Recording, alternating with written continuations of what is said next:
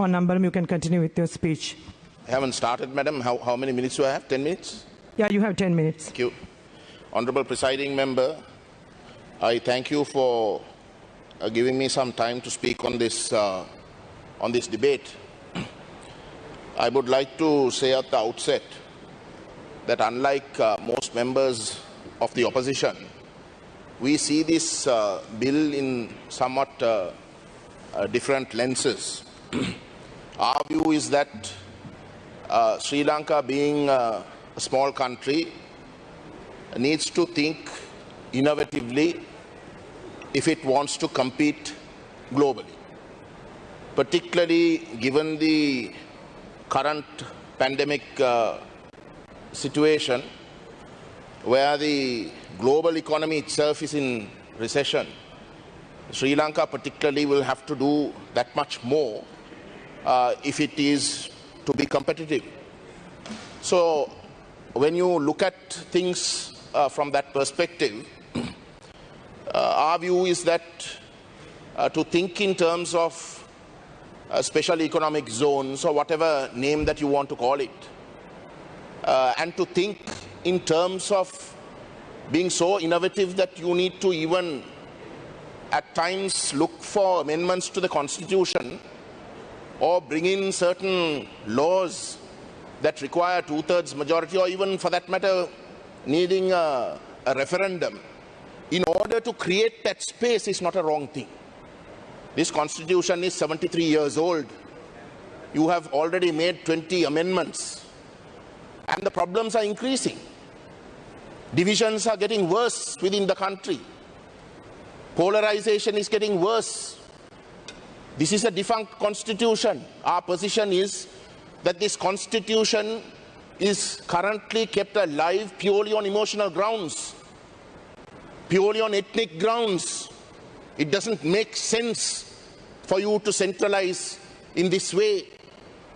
So in that sense, actually, the idea of a port city being created, looking at it in a totally different way to create foreign direct investments, to use it even as a laboratory to create job opportunities, create capacity building in a way that the rest of the country has failed, is not a bad thing at all. So our opposition to this bill, and we are opposing this bill, our opposition to this bill has nothing to do with the fact that if this bill was actually intended to generate an economic growth with that as the primary objective, then quite honestly, I don't think there is anything wrong. We are a party, Honorable Presiding Member, that has stated for quite some time that this unitary constitution is defunct. It is not relevant in today's era.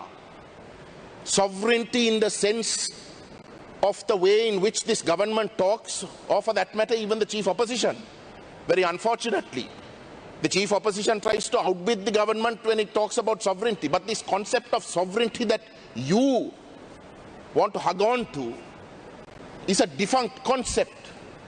You can't want to be a part of the global economy and then want to close yourself also from it. So these are issues that have to be thought anew. This constitution itself is something that has to be thought anew. If this country is to compete in an era such as this, then taking drastic measures is something that ought to be welcome. That ought to be welcome. So we are not opposing this bill for the reasons that the government officially state they are bringing this bill for. Make no mistake, we are opposing the bill, but we are not opposing this bill for the reasons this government states it is actually bringing this Port City Commission bill for. The reality, Honorable Presiding Member, is that there is no such thing as a free lunch. In today's world, there is no such thing as a free lunch.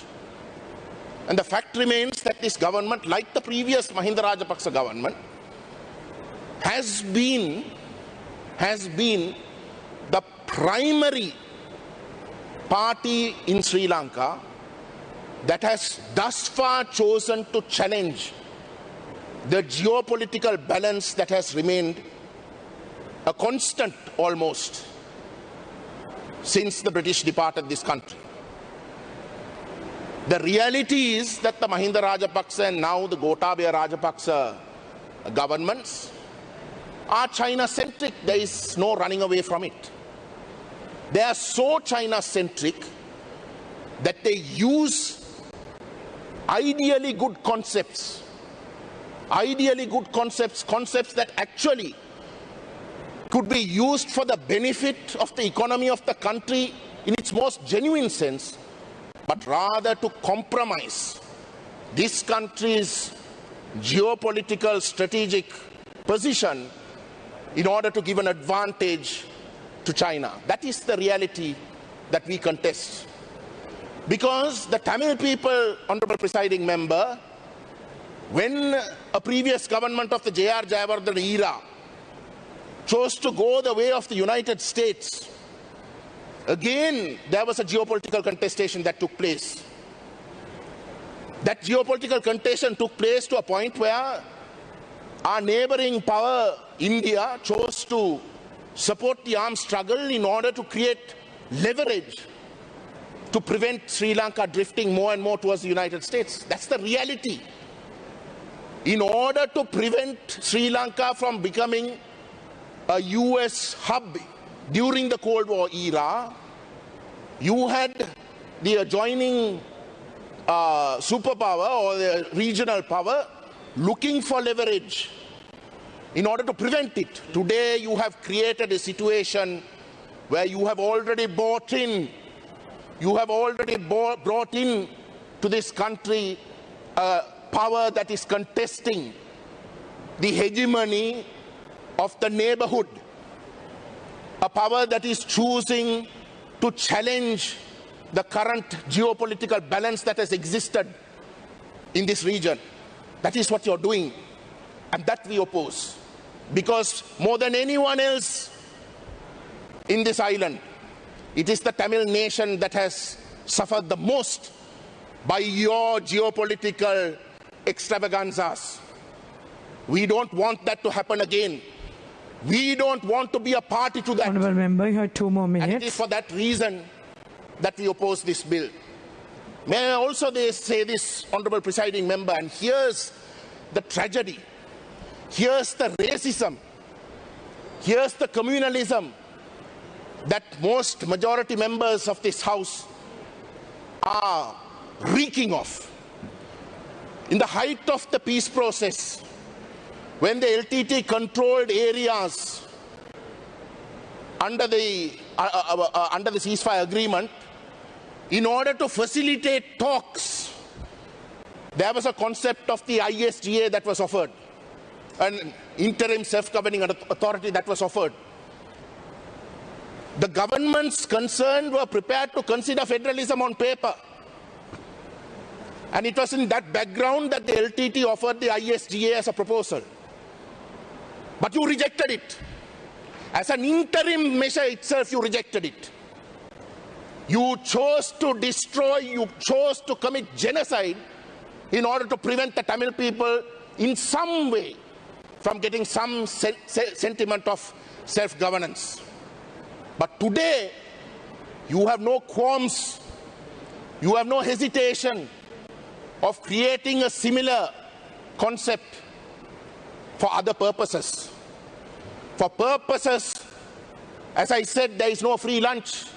For purposes of serving the interests of competing global geopolitical powers. And that is the racism that this House reeks of, Honourable Presiding Member. And it is on that basis and it is in that same spirit that we reject this bill. And we hope that the Sinhalese people will realize, the irony and the tragedy in what is happening today. Thank you.